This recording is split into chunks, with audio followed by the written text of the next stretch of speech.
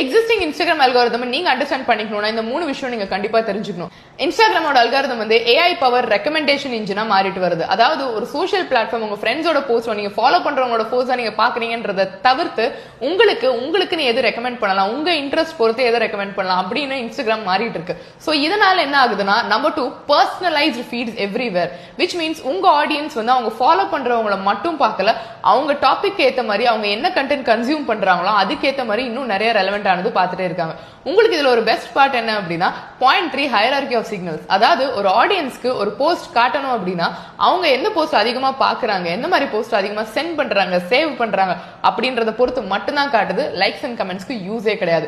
So உங்க content இன்னும் audience முன்னாடி போகணும் அப்படின்னா ப்ராப்பரா கீவேர்ட் ஆப்டிமைஸ் பண்ணுங்க, டாபிக் ஆப்டிமைஸ் பண்ணுங்க, வாய்ஸ் ஓவர்ஸ் ஆட் பண்ணுங்க. சோ தட் இன்ஸ்டாகிராமுக்கு இந்த ரீல் இந்த டாபிக்ல இருக்குது, இந்த கண்டென்ட் இதை பத்தி பேசுது அப்படின்றதுக்கு அதிகமான சிக்னல்ஸ் கொடுங்க. Lot of text, lot of voice, and இது எல்லாத்தையும் நீங்க பண்ணிட்டு உங்க கண்டென்ட் ப்ராப்பரா நீங்க கிரியேட் பண்ணாலே போதும், உங்களுக்கு அதிகமான ஃபாலோவர்ஸ் ஆட்டோமேட்டிக்கா வருவாங்க. இந்த மாதிரி இன்னும் நிறைய கத்துக்கணுமா? தமிழ் என்டர்பிரினர் அகாடமியை ஃபாலோ பண்ணுங்க.